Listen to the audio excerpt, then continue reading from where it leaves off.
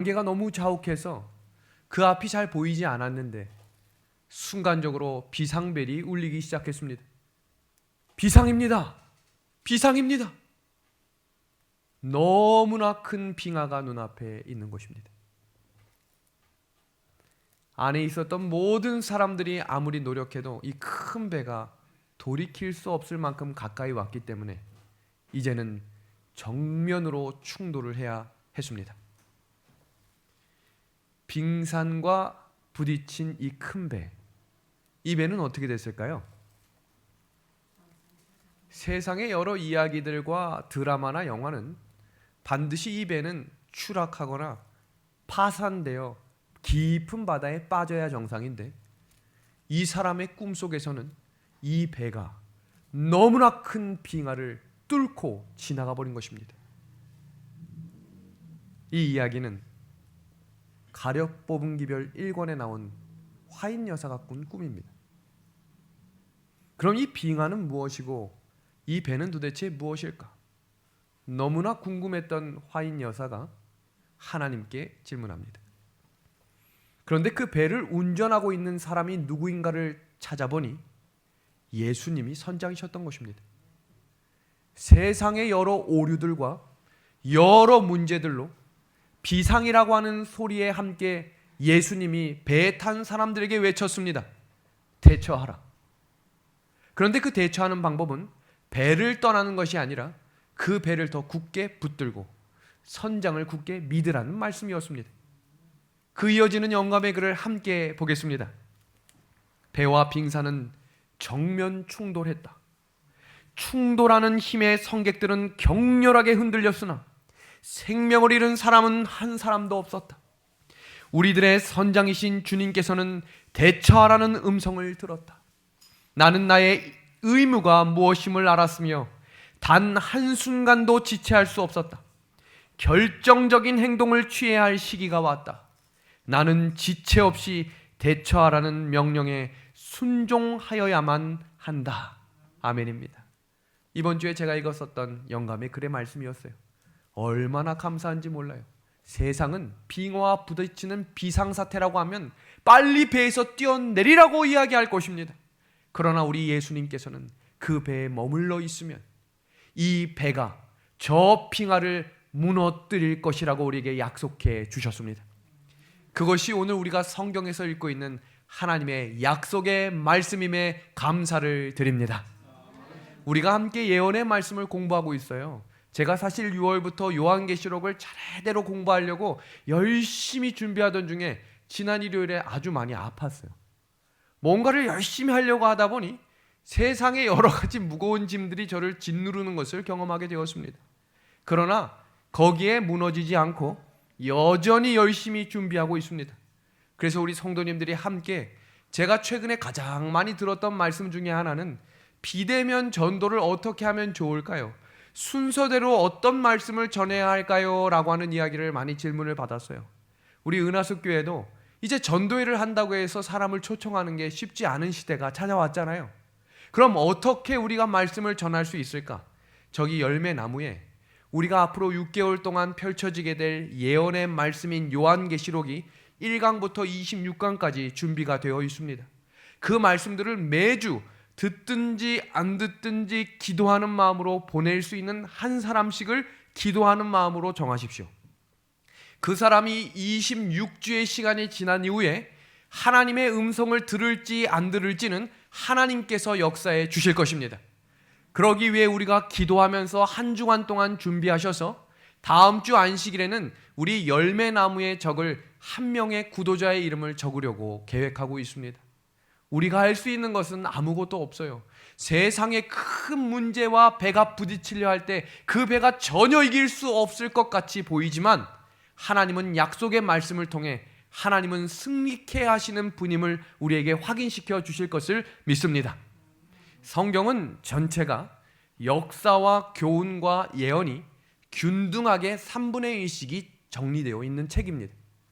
그런데 우리가 재림교인으로 살면서 어린이 성경 이야기와 사복음서의 이야기는 너무나 자주 들어왔지만 정작 성경을 조직적이고 체계적으로 공부해 본 경험은 많이 없다는 사실이 우리의 현실입니다.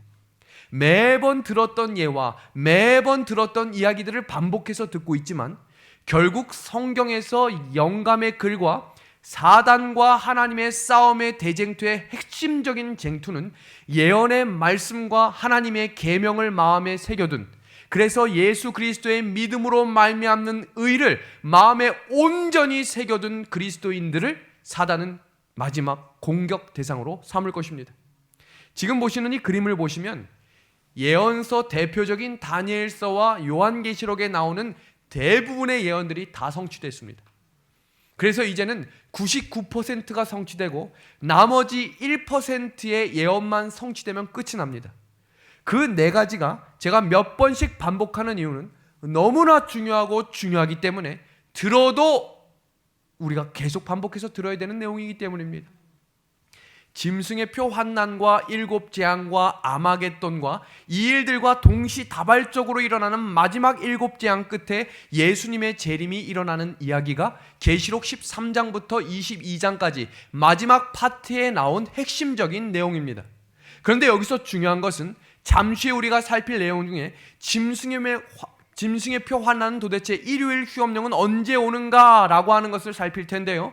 그 내용은 바로 경제적인 환난이 완전히 경제가 무너지는 일들이 우리 눈에 펼쳐질 때 짐승의 환난은 그와 동시에 오겠다는 것을 성경은 우리에게 가르쳐주고 있다는 사실입니다. 그래서 오늘과 내일은 돈에 대한 이야기를 하려고 합니다. 그래서 오늘은 그 첫 번째 시간으로 돈을 사랑할 수밖에 없는 이유와 그 돈을 사랑하지 않을 수 있는 방법을 오늘 함께 공부하려고 하는 것입니다. 그리고 내일 안식일에는 실질적인 경제가 무너지는 역사의 배경과 예언의 말씀이 어떻게 흘러가게 될지를 지금 일어나고 있는 중국과 미국의 경제 대전과 홍콩 이 보안법이라든지 여러 가지 금값이 급락하고 있는 이런 상황들이 어떻게 성경의 예언과 접목되고 있는지를 자세하게 설명드리도록 하겠습니다. 성경 마태복음 24장에서는 마지막 환난이 시작되는 짐승의 환난부터 예수님의 재림까지는 아주 짧을 것이라고 우리에게 이야기하고 있습니다. 그 이유를 뭐라고 설명하는지를 함께 보겠습니다. 너희가 도망하는 일이 겨울에나 안식일이 되지 않도록 기도하라. 이는 그때에 큰 환난이 있겠습니다. 창세로부터 지금까지 이런 환난이 없었고 후에도 없으리라.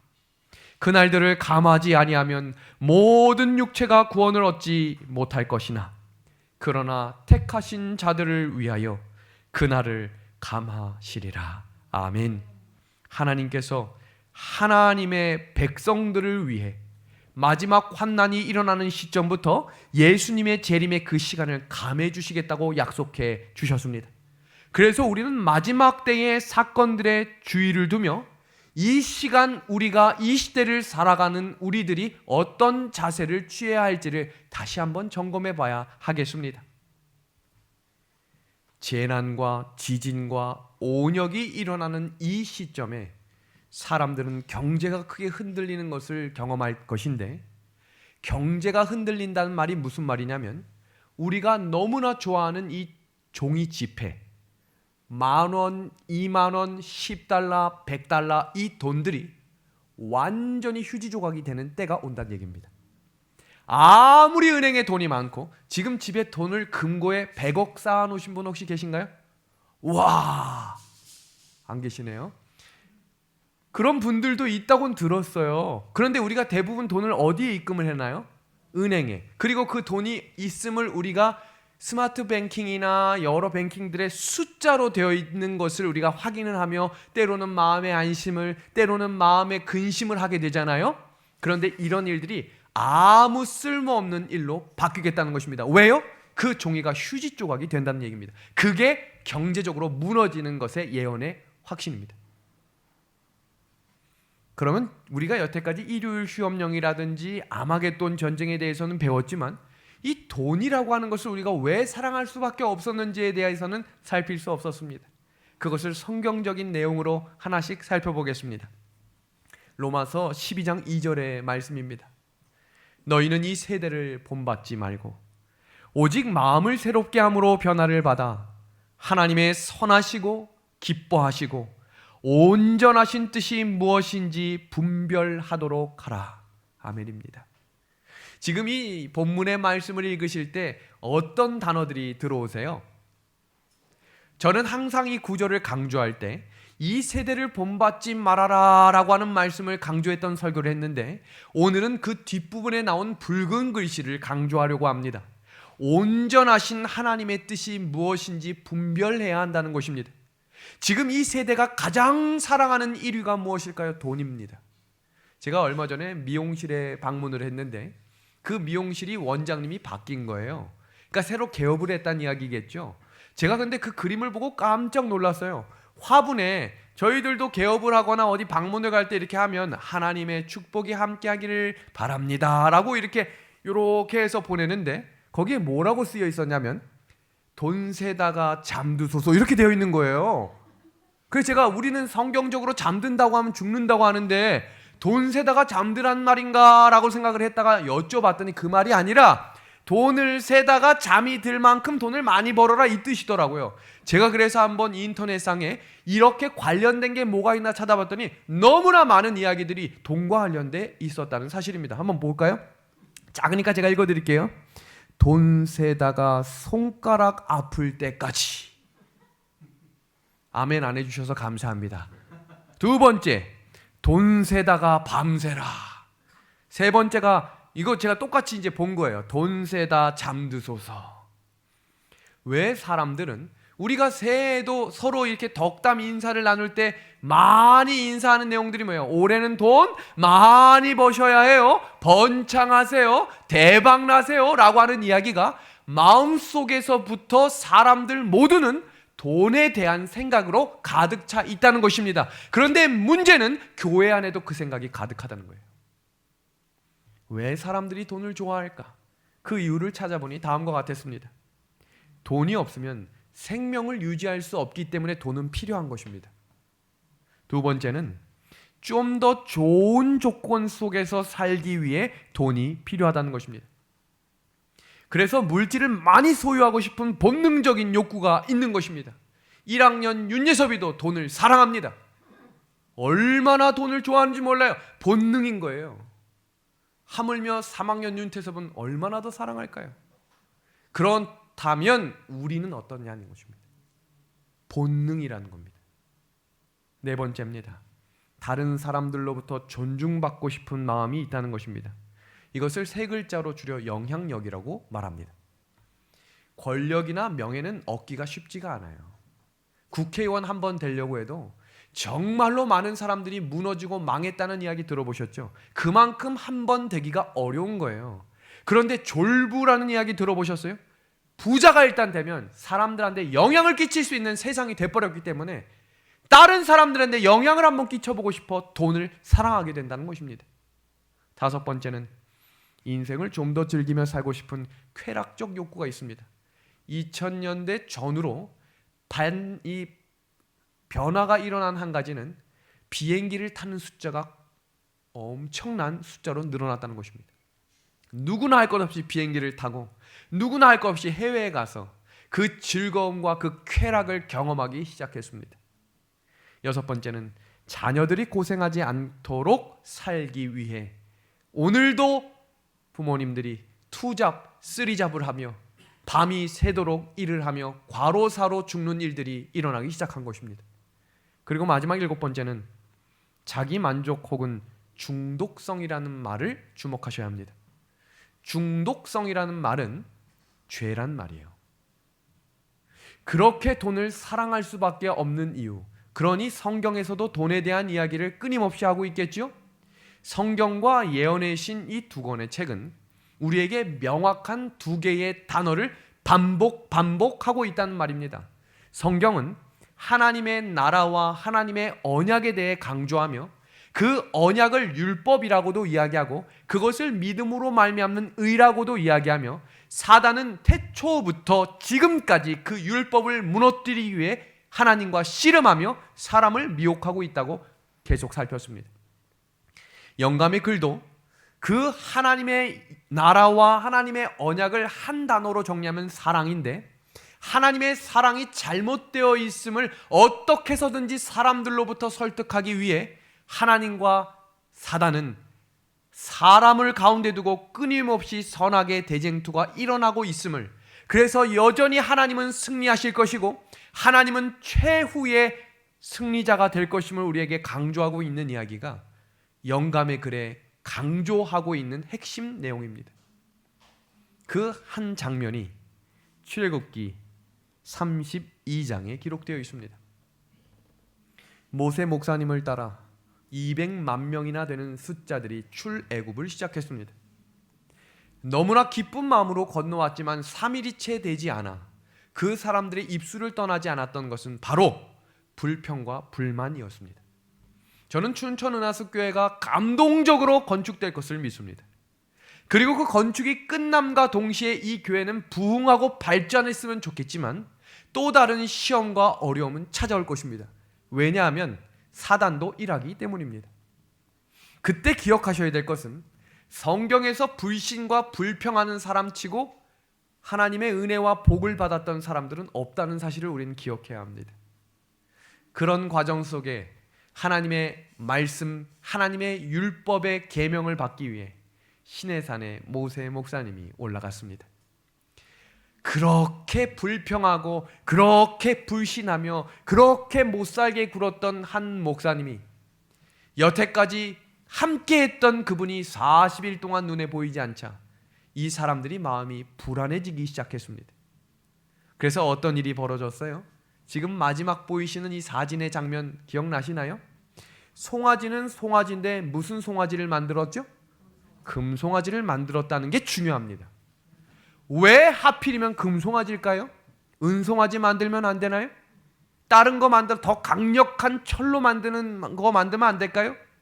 그 이유는 애굽에서 섬겼던 신이었기 때문입니다. 그 금송아지를 두 단어로 풀이하면 맘몬이라는 신이었어요. 그 맘몬이라고 하는 신이 무엇이냐면 바로 돈의 신입니다.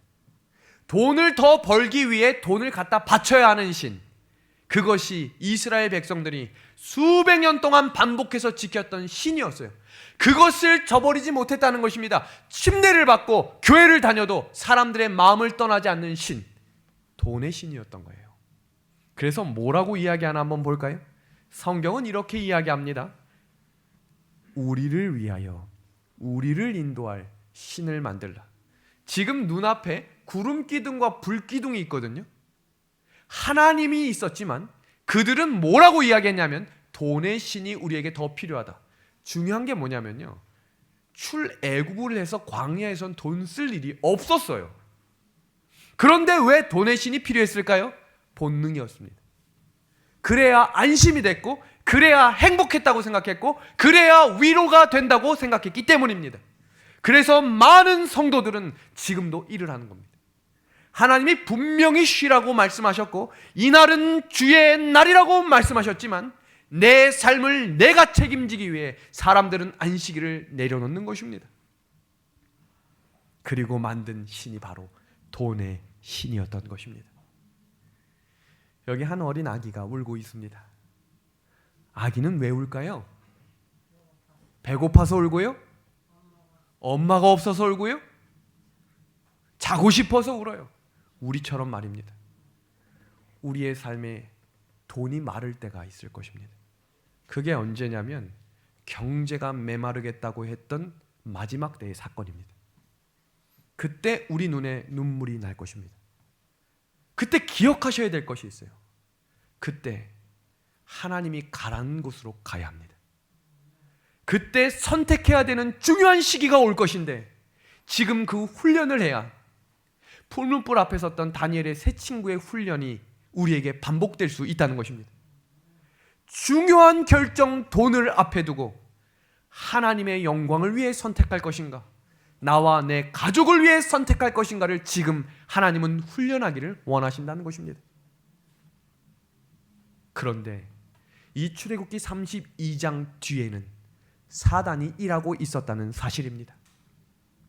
바로 시내산 기슭에서 사단은 하나님의 율법을 전복하려는 자기의 계획을 실천하기 시작했다.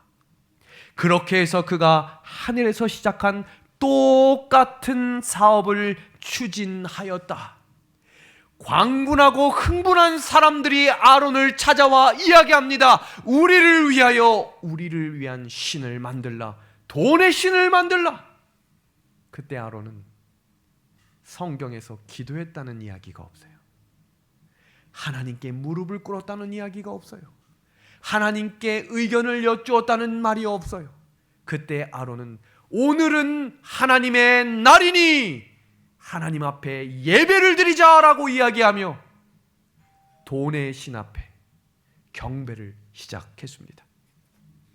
이것이 성경에 등장하고 있는 돈에 대한 이야기입니다.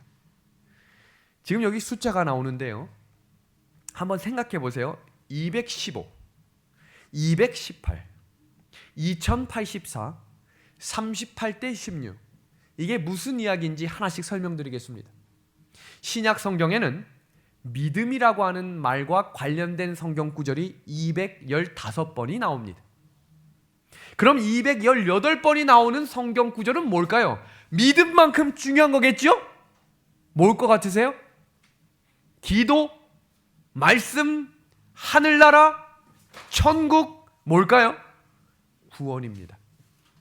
믿음과 아주 긴밀하게 연결된 거겠죠. 그럼 2084번이 나왔다는 말은 믿음, 구원보다 몇 배나 많아요? 10배나 많다는 말이거든요. 그럼 이 단어는 무엇일까요? 오늘 설교 제목이 무엇이었죠? 돈이었죠. 돈에 대한 단어와 관련된 성경 구절이 무려 2084번이 나온다 이 말입니다. 더 충격적인 사실은 신약 성경에 예수님께서 예화로 든, 비유로 든 이야기가 38번이 나와요. 근데 그 중에 38번의 비유 중에 무려 16번을 돈에 대한 비유로 이야기하셨어요. 왜 그러셨을까요? 돈이 그만큼 마지막 때에 가장 강력한 사단의 미혹이 된다는 사실을 아셨기 때문입니다. 그 당시에도, 예수님 당시에도 사람 마음속에 가장 가득하게 있었던 하나가 무엇이었냐면 돈이라는 것이었어요. 그래서 예수님은 마태복음 6장 21절에 내 보물이 있는 곳에 내 마음이 있다라고 설명하신 것입니다. 왜요? 마음하고 뭐가 동격이란 말이에요? 돈이라고 하는 단어랑 동격일 수 있다는 말입니다. 보물이라고 하는 말이 그만큼 중요하다 이 말입니다. 그러니까 그 돈의 노예가 되어서는 안 된다는 거예요. 그 돈이 나의 노예가 되고 하나님의 노예가 되어야 된단 말입니다. 무슨 말이에요? 하나님과 돈이라고 하는 것이 동격이 되어서는 안 된다는 말입니다. 우리 마태복음 6장 24절에 있는 말씀을 다 함께 한번 읽어주시기를 부탁드리겠습니다. 한 사람이, 한번 큰 목소리로 같이 읽어보겠습니다. 시작. 한 사람이 두 주인을 섬기지 못할 것이니 혹 이를 미워하고 저를 사랑하거나 혹 이를 중히 여기고 저를 경히 여김이라. 너희가 하나님과 재물을 겸하여 섬기지 못하겠다 그랬어요. 여기서 이런 질문을 할 수 있어요. 왜 하필 돈일까? 왜 하필 재물일까? 명예나 권력은 왜 사용되지 않고 예수님은 왜 돈이라고 하는, 재물이라고 하는 단어를 사용하셨을까? 그 이유를 주석은 이렇게 설명합니다. 명예와 권력은 결국에 돈이 따라오기 때문에 그것을 탐하는 자는 모든 것을 탐한다라고 설명하고 있어요. 돈이라고 하는 게 모든 것을 포함할 수 있다 이 말입니다. 한 사람이, 이 성경 구절을 자세히 보세요. 한 사람이 두 주인을 섬기지 못하겠다라고 그랬어요. 한 사람이 두 주인을 섬기지 말라라고 한 말이 아니라 두 주인을 섬길 수 없다, 불가능하다라고 말한 것입니다. 왜 그렇게 말씀하셨을까요? 사람의 마음은 둘로 나누어질 수 없기 때문입니다. 그렇기 때문에 한 주인을 섬기면 다른 주인은 소홀해질 수 있다는 것을 말씀하신 것입니다. 그런 헌신과 사랑이 없으면 참된 그리스도인이 될 수 없음을 강조하신 구절입니다.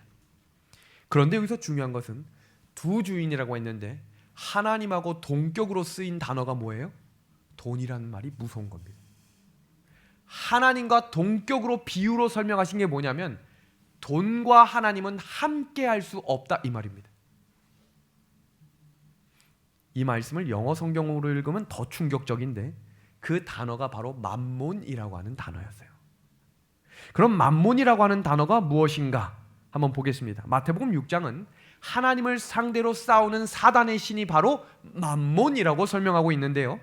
맘몬이라는 단어는 물질주의라는 단어가 바로 맘모니즘으로부터 시작됐습니다. 지금 이 시대를 물질주의라고 부르거든요. 그래서 맘몬이라는 뜻이 뭐냐면 나는 믿는다예요. 뭘 믿는다는 말일까요?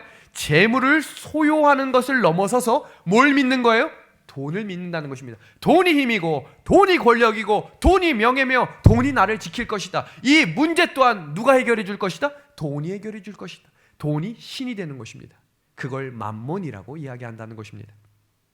재물이 내 신앙의 대상으로 변해가는 것입니다. 재물이 나의 안전을 보장하고 구원을 보장하며 재물이 인생의 전부로 착각한다는 것입니다. 돈의 신은 우리가 얼마나 돈의 궁핍을 두려워하는지 잘 알고 있습니다. 그래서 돈을 통해 사람의 마음을 휘어잡고 이리저리 끌고 다니는 것입니다. 맘몬은 우리로 하여금 돈을 전능한 것으로 믿게 만들고요. 돈에 권세가 있고 파워가 있다고 믿는 순간 돈을 섬기게 된다고 가르칩니다. 그리고 돈이 시키는 대로 사는 돈의 노예가 되는 것입니다. 돈에 의지하면서 살아가게 되면 우리의 삶에 어떤 증세가 나타나는 줄 아시나요? 돈을 섬기는 사람들은 돈이 없어지면 불안해하기 시작합니다. 우울증에 빠지기도 하고요. 돈 때문에 스스로 목숨을 끊기도 합니다. 돈이 많아지면 자신이 모든 것을 가진 것처럼 착각하며 살게 되기도 합니다. 가난한 자들을 보면 무시하기도 하고 자기보다 가진 것이 적은 사람들을 내려다보며 살기도 합니다. 돈의 노예가 된 사람은 하나님께 묻지 않고 하나님께 기도하지 않고 돈의 신이 시키는 대로 살아갑니다. 그래서 과로를 합니다. 돈이 나를 지킨다고 믿기 때문입니다. 그래서 성경에서는 돈을 사랑하는 것이 일만 악의 뿌리라고 말씀하신 것입니다. 디모데전서 6장 10절에 있는 말씀입니다. 돈을 사랑함이 일만 악의 뿌리가 되나니 이것을 탐내는 자들은 미혹을 받아 믿음에서 떠나 많은 근심으로써 자기를 찔렀도다. 돈을 사랑함이 일만 악의 뿌리가 된다는 말씀의 뜻은 돈에 끌려다니지 않으면 1만 개의 악이 사라진다는 것입니다. 너무나 감동적인 말씀 아니에요? 돈을 사랑하면 1만 악의 뿌리가 되는 1만 악의 죄에 끌려가지만 돈을 끊어내기 시작하면 그 돈의 1만 악에서부터 떨어질 수 있다 이 말입니다. 돈은 수많은 문제를 가져옵니다. 돈 때문에 전쟁이 일어나기도 하고요. 부모 자식 간에 쳐다보지도 않는 일이 일어나기도 하고요. 돈 때문에 이혼하는 일도 일어나고요. 돈 때문에 사람들이 공부도 하고 돈 때문에 사람을 죽이기도 하는 살인사건이 일어납니다. 돈이 가져오는 수많은 문제 앞에 그렇다면 이 돈의 우상을 무너뜨릴 수 있는 방법이 무엇일까? 성경은 우리에게 그 비유를 이렇게 설명합니다. 누가복음 12장에는 한 부자의 비유가 등장합니다. 대단한 사람이었어요. 얼마나 부자였냐면 돈을 5만 원짜리를 차곡차곡 쌓았는데 우리 춘천 은하수교회보다 3-4배가 넘는 곳에 그 5만 원 다발이 가득 찼습니다. 얼마나 부자일까요? 그 정도면 만족하지 않을까요? 그런데 이 사람은 만족하지 않았어요. 돈을 더 벌어야겠다는 욕심과 함께 아까 보셨죠? 돈의 특징, 중독성. 더 벌어야 한다. 그 돈을 가지고 더 큰 창고가 완성이 되었고 그 창고가 다 차는 시간이 됐습니다. 근데 죽었어요. 돈이 사람을 살릴 수 없다는 얘기입니다. 그리고 마태복음 19장에는 한 부자 청년이 등장합니다. 이 부자 청년이 이 부자 법관이 찾아와 예수님께 한 질문을 한번 보시기 바랍니다. 선한 선생님, 내가 무엇을 하여야 영생을 얻겠습니까? 그때 예수님은 살인하지 말고 간음하지 말고 도둑질하지 말고 거짓 증거하지 않는 인생을 살아야 한다라고 이야기했습니다. 그때 뭐라고 대답을 했어요? 예수님, 제가 그것은 어렸을 때부터 다 지켰습니다라고 대답했습니다. 근데 그 대답을 들으시고 예수님이 이렇게 말씀하셨죠. 아직 내게 한 가지 부족한 것이 있으니 내게 있는 것을 다 팔아 가난한 사람을 주어라. 주석은 그 말을 뭐라고 표현했냐면 하늘의 보화를 쌓아두라라고 되어 있습니다. 그럼 이 사람이 그 의미를 몰랐을까요? 영감의 글은 이 청년은 예수님의 음성을 듣자마자 예수님이 말씀하시는 의미를 알고 있었다라고 되어 있어요. 말씀을 들을 때 때로는 이해 안 되는 말씀이 있지만 때로는 마음으로부터 거부하고 내 생각과 맞지 않기 때문에 하나님의 생각을 잠시 내려놓는 어쩌면 부족한 저와 같은 모습을 이 부자 청년이 가지고 있었다는 이야기입니다. 우리의 삶 속에 한 가지 때문에 기쁨을 간직하고 계신 게 있으신가요? 그리고 우리의 삶 속에 딱 한 가지 스트레스, 가장 강력한 스트레스를 가지고 계신 게 있으신가요? 하나님은 오늘 그 예배에 그 한 가지를 내려놓고 오라고 우리에게 말씀하시는 것입니다. 회사의 문제, 세상의 문제, 눈앞에 보이는 이 큰 빙하를 내가 어떻게 넘어야 할까를 내려놓으라는 것입니다. 세상에 갖고 있는 나의 모든 것을 지금 잠시 내려놓으라고 우리에게 말씀하고 계신 것입니다. 이 부자 청년에게 그 한 가지는 돈이었습니다. 우리 모두에게 똑같은 적용을 하시면 안 돼요. 그 청년에게 한 가지는 돈이었고 우리에겐 자녀가 될 수 있고 우리에겐 회사가 될 수 있고 나에겐 가게가 될 수 있고 나에겐 교회의 또 다른 어떤 것이 될 수도 있다는 것입니다. 이 부자 청년은 세상이 그의 애정의 첫째 자리를 차지한 동안 그는 하나님의 계명을 지킬 수 없었다고 영감의 글은 이야기하며 이어지는 시대의 소망의 말씀은 이렇게 말하고 있습니다. 부자 청년에게 보이지 않는 하늘 보화를 위하여 보이는 세상 재물을 포기하는 것은 너무 큰 모험이었다. 그의 영생의 제의를 거절하고 그는 떠나갔다. 성도 여러분, 그 한 가지를 버려야 우리가 하늘에 갈 수 있다는 것입니다. 낙타가 바늘귀에 들어가는 것보다 어렵겠다라고 예수님이 제자들한테 설명하셨거든요. 그 한 가지가 재물, 명예, 욕심, 돈, 자녀, 가족이 될 수 있다는 것입니다. 하나님보다 더 귀하다고 생각하는 그 한 가지 때문에 하나님을 등지고 걸어야 하는 것을 지금 이 시간 버리셔야 한다는 말씀입니다. 이 부자 청년의 이름이 사복음서에는 기록되어 있지 않습니다. 너무나 연약하고 두 렙돈밖에 드리지 않았던 한 과부의 이야기, 너무나 부족하고 돈밖에 몰랐던 키가 작은 삭개오의 이름은 기록되어 있지만 세상에서 성공하고 부유했으며 좋은 외제차를 끌었고 좋은 펜트하우스엔 살았지만 이 사람의 이름은 하늘 생명책엔 기록되어 있지 않았다는 것입니다. 성도 여러분, 오늘 우리에게 하나님이 권면해 주시는 말씀을 함께 읽어주시기를 부탁하겠습니다. 레위기 11장 45절에 있는 말씀 한번 같이 읽어주시겠습니까? 나는 시작. 나는 너희의 하나님이 되려고 너희를 애굽 땅에서 인도하여 낸 여호와라. 내가 거룩하니 너희도 거룩하라.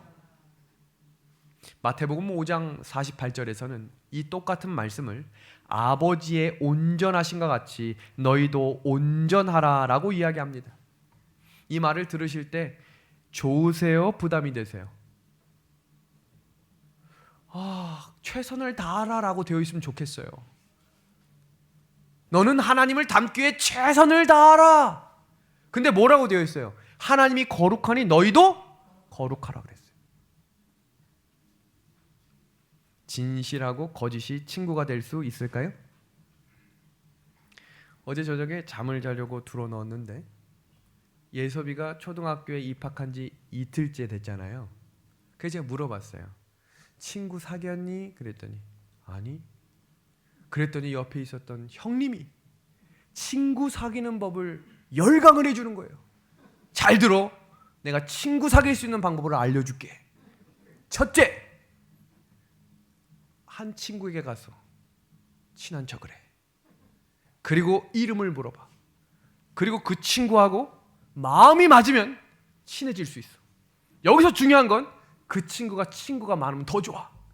그럼 그 친구도 너의 친구가 될 수 있어. 깜짝 놀랐어요. 제가 몰랐던 방법이에요.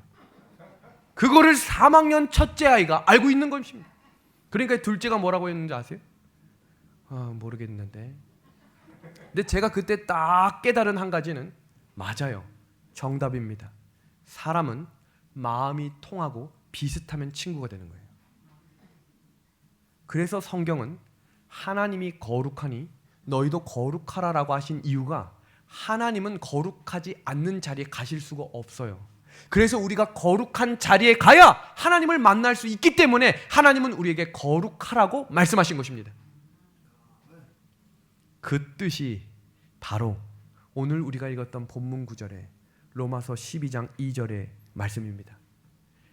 이 세대가 좋아하는 돈을 사랑하는 시대에 살아가며 돈을 쫓아가는 만몬의 신의 자녀들이 되지 말고 너희는 하나님의 뜻이 무엇인지를 알기 위해 하나님이 거룩하니 너희도 거룩하라 라고 말씀해주고 계시다는 사실입니다.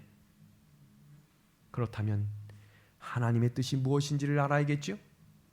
영감의 글은 그 하나님의 뜻을 알기 위한 방법을 우리에게 이렇게 설명해 주셨습니다.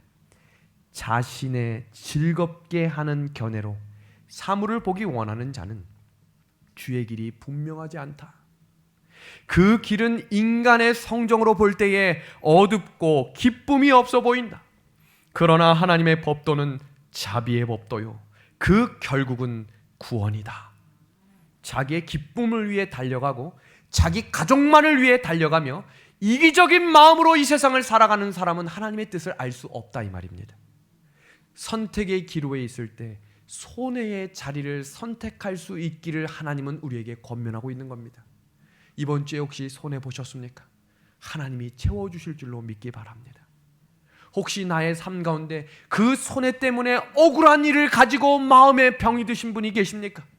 하나님께 내려놓으시기를 바랍니다. 하나님의 뜻을 알아가기 위해 왜 저 친구는 저렇게 성공의 가도를 달리는데 나는 여전히 이렇게 정체되어 있을까 하는 분이 계십니까? 손해보는 자리였다면 하나님이 하늘의 보물을 쌓아두었다고 우리에게 말씀해 주실 것입니다. 고린도전서 1장 18절의 말씀입니다. 십자가의 도가 멸망하는 자들에게 미련한 것이요 구원받는 우리에게는 하나님의 능력이니라. 세상이 볼 때 미련한 길을 택하는 사람들, 그래야 그곳에 하나님의 능력이 역사하실 것입니다. 그것이 성경에서 말하고 있는 만몬의 신을 버리는 십자가의 길이기 때문입니다. 마태복음 22장에는 바리새인들이 찾아와 예수님께 질문합니다. 예수님, 율법 중에 무엇이 더 큽니까? 그때 뭐라고 대답하는지 보세요. 내 마음을 다하고 목숨을 다하고 뜻을 다하라고 이야기합니다. 그런데 그 다음 구절이 우리에게 이렇게 권면하고 있다는 사실입니다.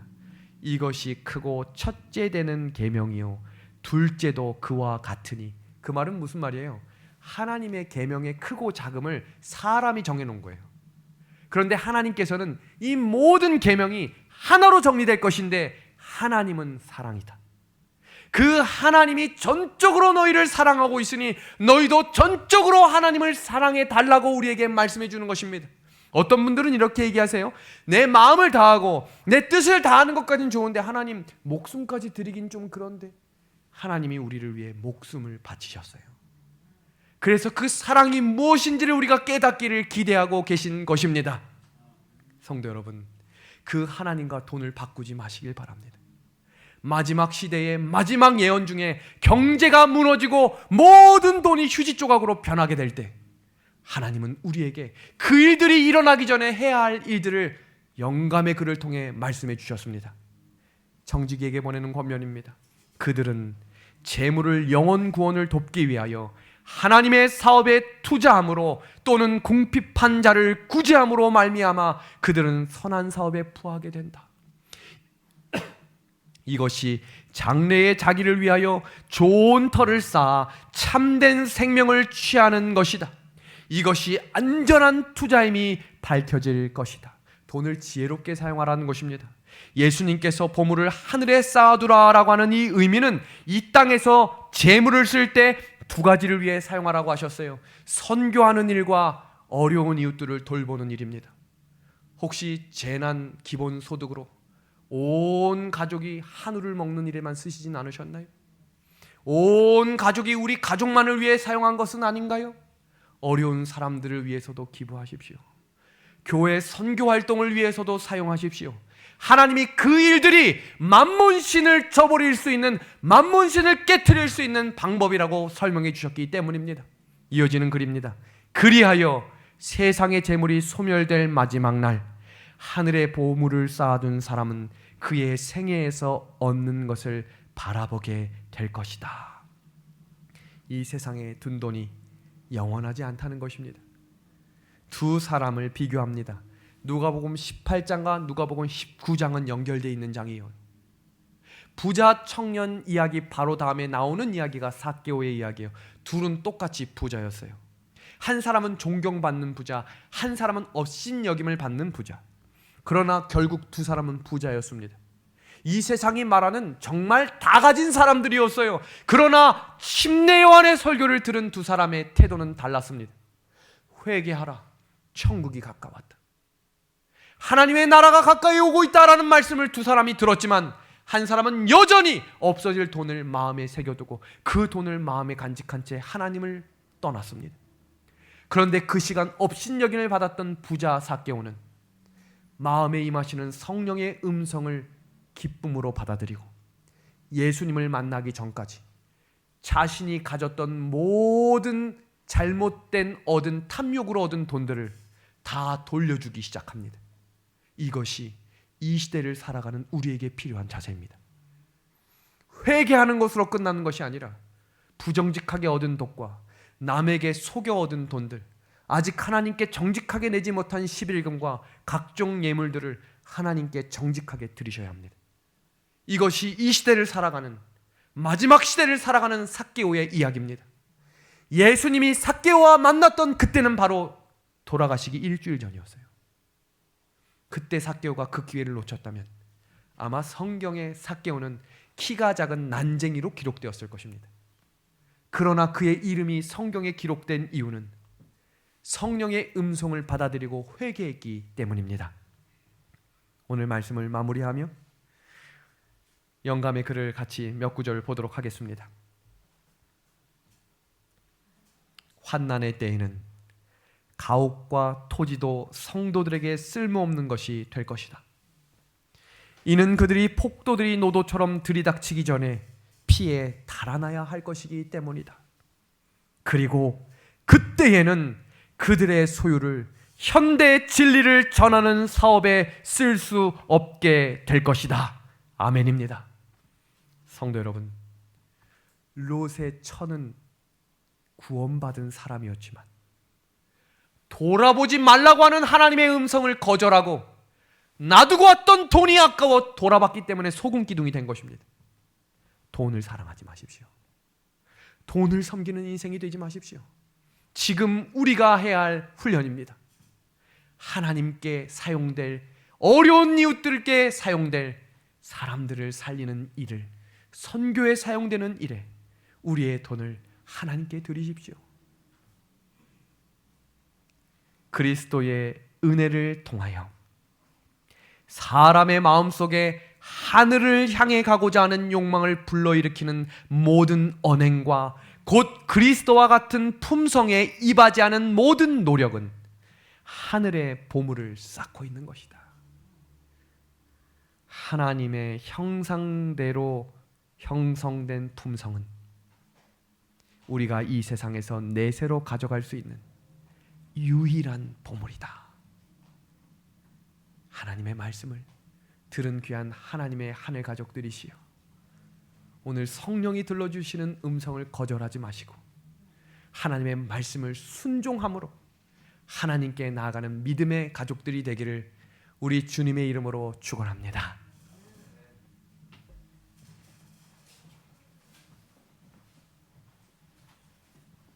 예, 모두 일어나셔서 끝참이 371장 부르고 목사님 말씀 기도로 마치겠습니다. 371장입니다.